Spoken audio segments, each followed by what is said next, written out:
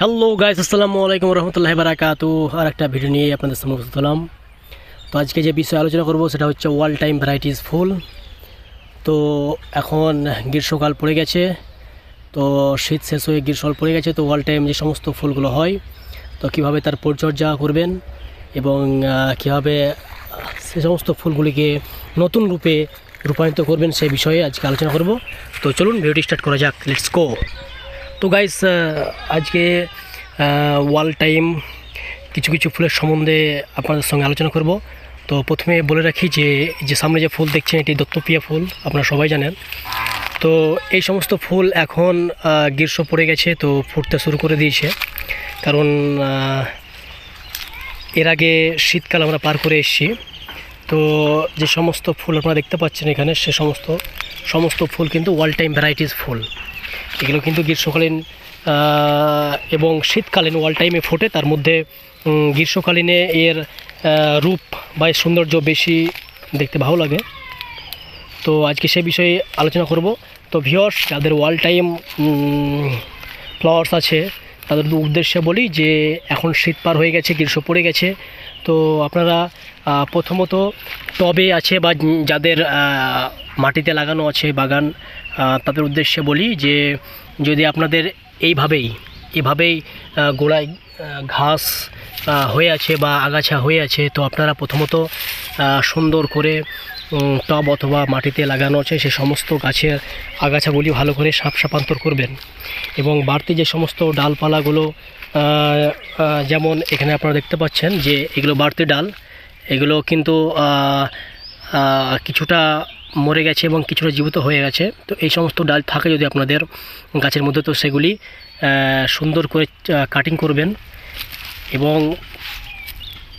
আর একটা উদ্দেশ্যে বলি যে টবে যাদের লাগানো আছে তারা সুন্দর করে মাটিটাকে বেশি ভালো করে তৈরি করে নেবেন, কারণ টবের মধ্যে মাটি অল্প এবং খাবার অল্প।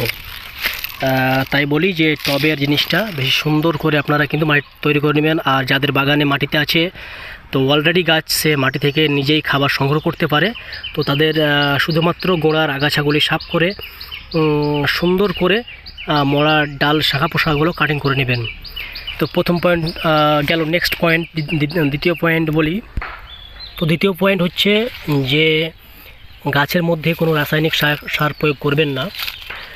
আমি প্রত্যেকটি ভিডিওর মধ্যে বলে থাকি, আর এখনও বলছি যে গাছের মধ্যে আপনারা কিন্তু রাসায়নিক সার দেবেন না।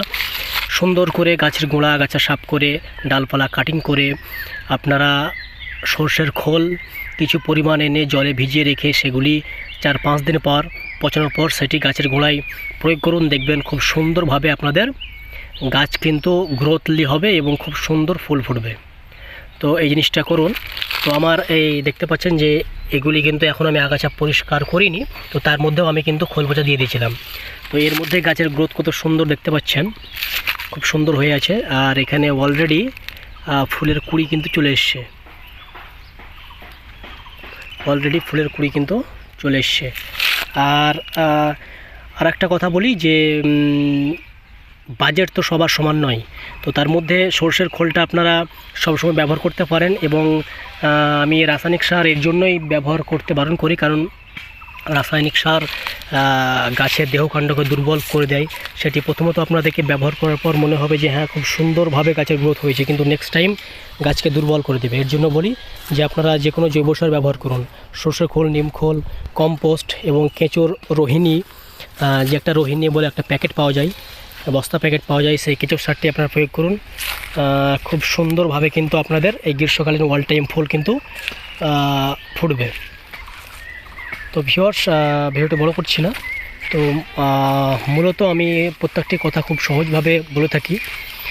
তো আপনারা এখন যাদের ওয়াল টাইম ফুল আছে, যে কটি টিপস আমি বললাম মোটামুটি আপনারা প্রয়োগ করুন। দেখবেন আশা করি আপনাদের গাছ গ্রোথলি হবে এবং প্রচুর পরিমাণ কিন্তু আপনাদের ফুলে এই গ্রীষ্মকালীন ফুলে বা ওয়াল টাইম চালাতে ফুল ভরে যাবে। তো ভিউয়ার্স, নেক্সট ভিডিও পাওয়ার জন্য প্লিজ চ্যানেলটি সাবস্ক্রাইব করুন, বেল আইকনটি প্লিজ বাজিয়ে দিন, লাইক করুন, কমেন্ট করুন, আর প্রচুর পরিমাণে ভিডিওটি শেয়ার করুন, যাতে সমস্ত গাছপ্রেমী বন্ধুরা এই সামান্য টিপসের দ্বারা উপকৃত হয়। আসসালামু আলাইকুম রহমতুল্লাহি ওয়া বারাকাতুহু।